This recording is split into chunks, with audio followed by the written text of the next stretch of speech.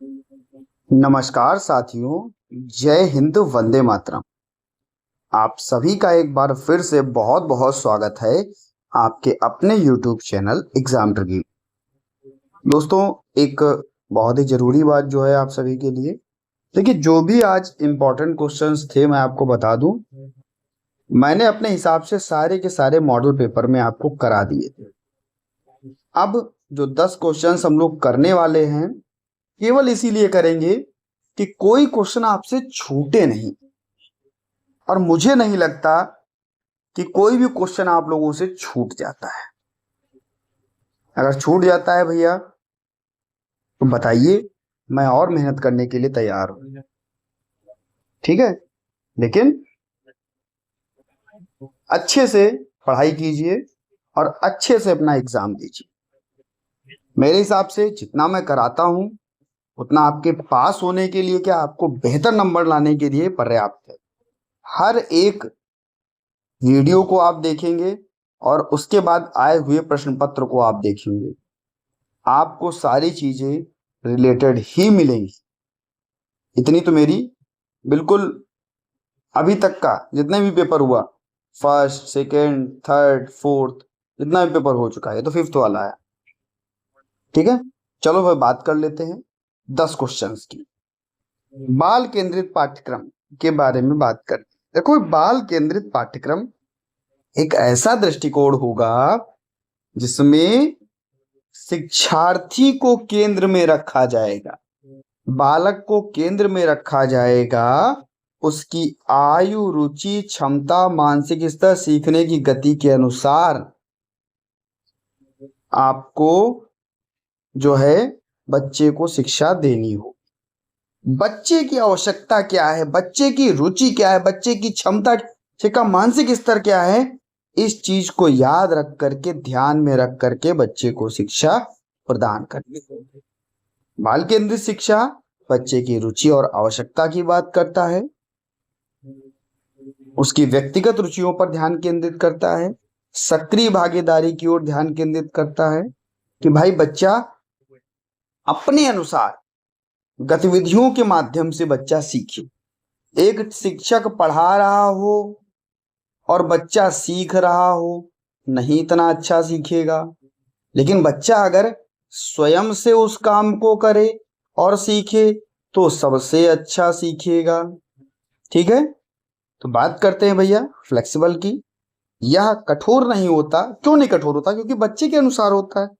ठीक है, बच्चे के अनुसार स्तर को बदल दिया जाता है। सर्वांगीण विकास की बात करता है, बच्चे का के लिए केवल ज्ञान प्राप्ति तक नहीं, बच्चे के शारीरिक, मानसिक, सामाजिक, संवेगात्मक विकास की बात करता है और बच्चे को स्वतंत्र बनाता है। देख सकते हैं वही बात मैंने जो अभी आपको बताई, लर्निंग बाय डूइंग, बच्चा खुद से स्वयं से सीखे। ठीक है, दूसरा क्वेश्चन है व्यक्तिगत स्वतंत्रता और स्वच्छ जीवन, पर्सनल हाइजीन और इंडिपेंडेंट लिविंग की बात होती है। ठीक है भैया, ये दोनों ही बच्चे को क्या बनाती हैं? आत्मनिर्भर बनाती हैं।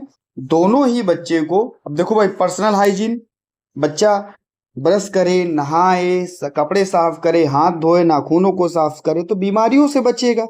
एक बीमारियों से बचेगा तो उसका शरीर स्वस्थ रहेगा, और स्वस्थ शरीर रहेगा तो स्वस्थ मस्तिष्क का निवास करेगा, है ना। इंडिपेंडेंट लिविंग, बच्चा अगर इन सब चीजों को करने लगेगा, स्वच्छता को अपनाने लगेगा, भोजन अच्छे से खाने लगेगा, उसकी बेसिक नीड कंप्लीट हो जाएगी। जो एडीएल की एक्टिविटीज हैं, एक्टिविटी ऑफ डेली लिविंग, उसकी बेसिक नीड कंप्लीट हो जाएगी। समाज में स्वतंत्र सम्मानजनक जीवन जीने योग्य बच्चा बन जाएगा। इससे बच्चे को आत्मनिर्भर बनना पड़ेगा और प्रशिक्षण देना अनिवार्य होगा। ठीक है भैया, बौद्धिक दिव्यांगता वाले बच्चे के लिए पाठ्यक्रम रूपरेखा की बात होती है। करिकुलर फॉर इंटेलेक्चुअल डिसेबिलिटी वाले बच्चे, भाई इंटेलेक्चुअल डिसेबिलिटी वाले बच्चे हैं तो हम ये याद रखते हैं, कोई भी अगर उनके लिए हम पाठ्यक्रम बनाएंगे, कोई भी करिकुलम अगर उनके लिए डिजाइन किया जाएगा तो किन चीजों को याद रखोगे? देखो भाई, मानसिक स्तर को याद रखो और व्यवहारिक जीवन की जरूरतों के अनुसार बन। बस अगर आपने इतना बना दिया तो समझो तो सारा कुछ बना दिया। उसमें क्या? फंक्शनल एकेडमिक, कार्यात्मक शिक्षण, बच्चे को किताबी ज्ञान नहीं भैया, बल्कि उसके जीवन से संबंधित जो चीजें हैं आप उनको सिखाओ, बेसिक सी चीजें, दिशाओं का ज्ञान, रुपए पैसे का ज्ञान, समय का ज्ञान, बेसिक चीजें, लिखना पढ़ना, ये चीजें सिखाओ। बच्चे के लिए एडीएल की एक्टिविटीज को सिखाओ, क्योंकि भौतिक अक्षम बच्चे हैं, ब्रश करना, कपड़े पहनना, शौचालय जाना, व्यवस्थित रूप से सही रहना, ये इनको रहना पड़ेगा, और आप जब सिखाओगे तभी तो ये रहेंगे। व्यवसायिक कौशल, जैसे जैसे बच्चा बड़ा हो उसे ऐसा व्यवसायिक कौशल सिखाओ, उसकी आवश्यकता, रुचि और क्षमता के अनुसार सिखाओ, जिससे कि भैया उसकी बेसिक जरूरतें पूरी हो सके, वो उस कौशल को सीख करके अपना जीवन यापन कर सके। छोटे छोटे कामों को तोड़ तोड़ के सिखाओ, भविष्य में आप उसे बेहतर बनाओ आदमी। सामाजिक और संचार कौशल, सोशल और कम्युनिकेशन स्किल, दूसरों से बातचीत करना, अपनी जरूरतें बताना, समाज में सही व्यवहार करना, ये चीजें। और कार्यों में को छोटे छोटे टुकड़ों में तोड़ना, जो भी कार्य हैं, जटिल कार्य हैं, उनको छोटे छोटे टुकड़ों में तोड़ना है ताकि वे आसानी से चीजों को सीख सके। विविध शिक्षण आवश्यकता वाले छात्रों के लिए पाठचर्या निर्माण, भाई जो हमारे विविध आवश्यकता वाले बच्चे हैं इनके लिए पाठचर्या निर्माण कैसे किया जाएगा, क्या जरूरी होगा, क्योंकि सीखने में दिक्कत, कोई ना कोई दिव्यांगता, कोई बच्चा हो सकता है प्रतिभाशाली हो, तो भाई हर बच्चा अलग है ना, और हर बच्चे के लिए आपको एक ऐसा पाठचर्या बनानी होगी जो समावेशी दृष्टिकोण की हो, ऐसी पाठचर्या हो जो यूनिवर्सल डिजाइन फॉर लर्निंग की हो। यूनिवर्सल का मतलब ही होता है कि सबकी आवश्यकताओं को ध्यान में रखते हुए ऐसी चीज को डिजाइन करना जो सबके लिए हो भैया, दृष्टि बाधित हो, श्रवण बाधित हो, सभी के लिए हम कहेंगे भाई ऑडियो विजुअल टच करके सभी माध्यम से बच्चा सीख सके।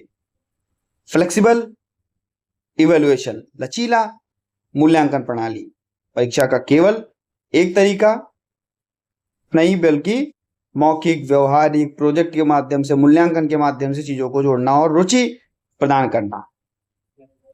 भाई अगर रुचि बच्चे में है, वास्तविक जीवन में बच्चा सीखेगा तो सबसे अच्छा सीखेगा, जुड़ाव मौजूद।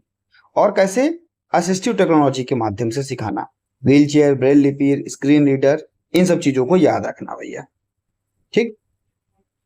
उच्च सहायता आवश्यकता वाले बच्चे के लिए पाठचर्या नियोजन। उच्च सहायता आवश्यकता वाला बच्चा होता कौन है, तो आप कहोगे सर ऐसे बच्चे जो गंभीर दिव्यांगता वाले होते हैं, चाहे वो शारीरिक गंभीर दिव्यांगता हो या मानसिक गंभीर दिव्यांगता हो, जिन्हें अपने कार्यों को करने के लिए दूसरों पर निर्भर रहना होता है। पाठचर्या नियोजन बेहद संवेदनशील होता है, ठीक है। ऐसे बच्चों के लिए आईईपी को तैयार करना, व्यक्तिगत शिक्षा योजना को तैयार करना, सामूहिक पाठ्यक्रम काम नहीं करता, बल्कि प्रत्येक बच्चे की व्यक्तिगत क्षमता और सीमा को देख करके आईईपी तैयार की जाती है। बहुविषयक टीम, नियोजन में केवल शिक्षक नहीं बल्कि physiotherapist, occupational therapist, speech therapist, माता पिता, ये सब मिलकर के लक्ष्य प्राप्त करते हैं। संवेगात्मक और संवेदी विकास, ऐसे छात्रों के लिए स्पर्श करना, ध्वनि, प्रकाश, यानी कि सेंसरी एक्टिविटीज को आप बेहतर कर सकते हो, उनका मस्तिष्क सक्रिय हो जाएगा। और भैया ऐसे बच्चों के लिए एएसी, ऑगमेंटिव एंड अल्टरनेटिव कम्युनिकेशन, बच्चा जो नहीं बोल सकता उसके लिए संकेत, चित्र, इलेक्ट्रॉनिक उपकरणों के माध्यम से उसे सिखाना, ठीक है। और सुरक्षा और पुनर्वास की बात करना, पाठ्यक्रम में उनकी शारीरिक सुरक्षा, थेरेपी और बुनियादी जो चीजें हैं इससे इनको बेहतर करना, ठीक है भैया। क्वेश्चन नंबर 6 आपकी स्क्रीन पर है। हाँ भैया, आप सभी को बहुत बहुत बधाई मैं देना चाहता हूं। अपना परिवार जो है 87,000 का परिवार हो चुका है और टारगेट रखा गया है कि 90,000 का परिवार आप लोग बनाइए। अभी आप लोगों को 3,000 लोगों को और जोड़ना है। अब देख लीजिए भैया, मेहनत हो रही है तो इतने लोगों को तो आप जोड़ ही सकते हो, है ना। ये तो मैं बहुत अच्छे से जानता हूं कि आप जोड़ सकते हैं। अगर आप एक शेयर कर दें, आप कह दें केवल, जुड़ जाएंगे सबके सब, ठीक है। 87,000 मिलकर के 3,000 लोगों को जोड़ सकते हैं बहुत आराम से। अगर 87,000 चाहें तो 2 गुने एक दिन में कर सकते हैं, ठीक है। लेकिन मैं ये मानता हूं कि जो पेपर दे रहे होंगे उनके अगर 50% बच्चे भी अपने को देख रहे होंगे तब भी वो 3,000 लोगों को आराम से जोड़ सकते हैं। 90,000 का टारगेट यार पूरा करा दो, आपका पेपर अच्छा हो जाए और हमारा जो है चैनल बड़ा हो जाए। जितना बड़ा अपना चैनल होगा उतने ज्यादा लोग होंगे, और उतने ज्यादा लोग होंगे उतनी ही मजा आएगी और ज्यादा वीडियोस बनाने में। बाकी तो आपको पता है कि छोटी सी छोटी जानकारी आपके लिए आपके एग्जाम ट्रिकी परिवार पर मिलती रहती है, और ऑथेंटिक जानकारी, फालतू में कोई वीडियो नहीं डाली जाती। जिसका प्रूफ होता है वही वीडियो आपके लिए आती है, ठीक है। थोड़ा समय लगेगा लेकिन वीडियो आएगी वो जो आपके काम की होगी। बात करते हैं भैया, हाँ मॉडल पेपर जरूर देख लेना, मैंने बोल दिया है पहले ही। जितने भी इंपॉर्टेंट क्वेश्चंस थे मैंने मॉडल पेपर में रख दिए थे। यहां पर मैं आज वही क्वेश्चंस करा रहा हूं जो मुझे लग रहा है कि यार कोई क्वेश्चन छूट ना जाए, तो मॉडल पेपर को तो बिल्कुल देखते ही जाना। बाकी यूनिट बाय यूनिट भी अपलोड हैं चीजें, आप जैसे चाहो वैसे देख करके जाओ, एग्जाम आपका अच्छा होगा अगर आपने पढ़ाई की है, ठीक है। पाठचर्या विकास का गतिविधि केंद्रित दृष्टिकोण, एक्टिविटी सेंटर्ड अप्रोच की बात होती है। इसमें पाठचर्या का निर्माण किताबी ज्ञान के बजाय बच्चे के लर्निंग बाय डूइंग पर आधारित होगा। भाई बच्चा जब एक्टिविटी करेगा, खुद से सीखेगा, तो बच्चा बेहतर सीख सकेगा। इसका काम केवल सुनना नहीं बल्कि शारीरिक मानसिक गतिविधियों के द्वारा ज्ञान का निर्माण करना है। सिद्धांत क्या होगा? जॉन डीवी के व्यवहारिक शिक्षा दर्शन पर आधारित होगा, जहां बच्चा अनुभव के द्वारा सीखेगा और खुद से बड़ा शिक्षक बनेगा। बच्चा जो है अपनी क्षमता के अनुसार, अपने स्तर के अनुसार आप जो चाहें वो बच्चे को सिखा सकते हैं, ठीक है। जोड़ घटाना, गुणा भाग, संवाद करना, खेल कौशल, ये सारी चीज आप सिखा सकते हैं, ठीक है। बच्चा एक्टिविटी करके सीखे, खुद से सीखे। बौद्धिक अक्षम छात्रों के लिए कौशल का महत्व, जो बौद्धिक अक्षम छात्र हैं उन्हें मुख्य धारा में जोड़ना है, और अगर मुख्य धारा में जोड़ना है तो कौन कौन से कौशल इंपॉर्टेंट होंगे? पर्सनल स्किल, ब्रश करना, नहाना, कपड़े पहनना, शौचालय जाना, ये पर्सनल स्किल्स होती हैं। इससे बच्चा दैनिक जीवन के कार्यों को करके आगे बढ़ेगा आत्मसम्मान के साथ। सामाजिक कौशल का विकास करना, इसमें दूसरों का अभिवादन करना, अपनी बारी का इंतजार करना, सही व्यवहार शामिल करना, यह कौशल बच्चे को समाज, परिवार और पड़ोसियों को स्वीकार करने में मदद करता है। कार्यात्मक कौशल यानी कि फंक्शनल एकेडमिक, इसमें सामान्य गणित या कठिन विज्ञान होता है। इसके बजाय हम बच्चे की ऐसी चीजों पर ध्यान केंद्रित करें जो उसके कह सकते हैं कि काम में आए, उसके स्किल में आए, जैसे घड़ी देखना, नोट की पहचान करना, अपना नाम पता लिखना, आपातकालीन, ये सब चीजें, ठीक है भैया। आपको क्वेश्चन नंबर 8, एसएलडी वाले बच्चों के लिए भूमिका निर्वहन, रोल प्लेइंग। रोल प्ले एक बार आपका 2 नंबर में पूछा गया था आपके पेपर में ही, तो वहीं से क्वेश्चन मान के चलिए कि वहां पे छोटा था क्वेश्चन, यहाँ पे थोड़ा बड़ा कर दिया गया है, ठीक है भैया। विशिष्ट अधिगम क्षमता वाले बच्चों के लिए अमूर्त चीजों को सिखाना बहुत कठिन है। भाई वो चीजें जो बच्चे के लिए अवास्तविक है, जो बच्चा नहीं समझ सकता, सिखाना तो कठिन होगा ही। रोल प्ले क्या कर सकता है? एक बेहतरीन दृश्य और व्यवहारिक माध्यम कर सकता है। भाई जो चीजें आप दिखा दोगे बच्चे को, रोल प्ले करा दोगे, तो बच्चा और अच्छे से सीखेगा। इसका उपयोग क्या होगा? सामाजिक विज्ञान के ऐतिहासिक प्रसंगों को समझाना, भाषा शिक्षण में सुधार, संवाद को सुधारना, दैनिक जीवन की समस्याओं को सिखाने के लिए किया जाएगा। लाभ क्या होगा? तनाव मुक्त अधिगम, अक्षरों नंबरों से बच्चे का जो है डर दूर होगा। बच्चे को आप मल्टी सेंसरी अप्रोच से सिखा सकते हो, ठीक है। विजुअल, ऑडिटरी, कैनेस्थेटिक, टेक्टाइल से आप सिखा सकते हो, ठीक है। छात्रों के दृष्टिकोण को समझना और उसका आत्मविश्वास बढ़ाना। प्राथमिक स्तर पर एसएलडी की बात कर रहा है, कहीं कहीं पर प्राथमिक स्तर पर आईडी बच्चे की भी बात कर देता है। पाठचर्या अनुकूलन के बारे में बताना है।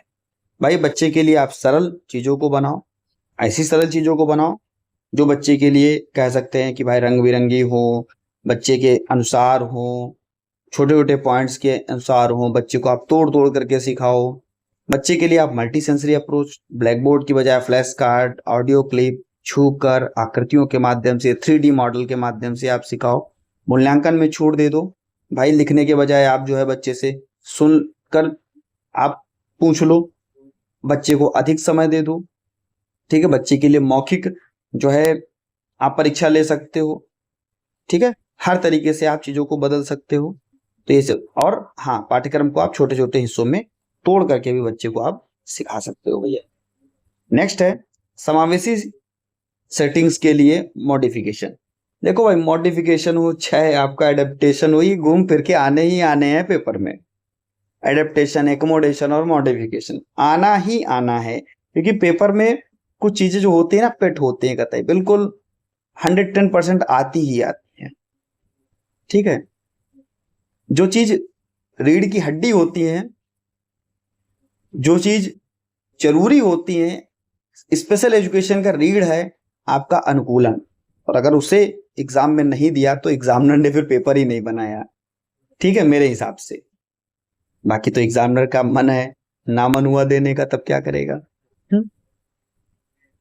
बात करते हैं समावेशी सेटिंग के लिए पाठचर्या संशोधन की, करिकुलम मॉडिफिकेशन और उसके दो व्यवहारिक उदाहरणों की, ठीक है। समावेशी कक्षा में जहां सामान्य और विशेष आवश्यकता वाले बच्चे एक साथ पढ़ते हैं, वहां पाठचर्या अनुकूलन के दो सटीक उदाहरण आप देख सकते हैं। उदाहरण, विज्ञान की कक्षा में दृष्टिबाधित छात्र के लिए संशोधन किया गया। कहा गया कि शिक्षक पौधे के विभिन्न भागों, जड़, तना और पत्ती के बारे में पढ़ा रहा है।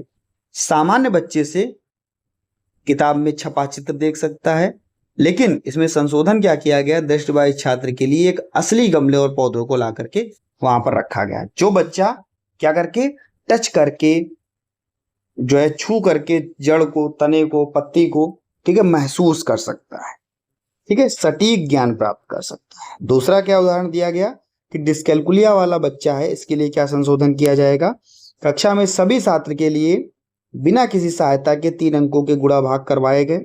लेकिन डिस्कैलकुलिया वाला जो बच्चा था, उसमें संशोधन किया गया, प्रश्न पत्र के स्तर को थोड़ा कम कर दिया गया, जैसे 2 अंकों का गुणा करवा लिया गया, या जटिल गणनाओं को कैलकुलेटर के माध्यम से या लाइन नंबर चार्ट के माध्यम से प्रस्तुत करा दिया गया। तो ये 2 उदाहरण थे आपके मॉडिफिकेशन के, करिकुलम मॉडिफिकेशन के।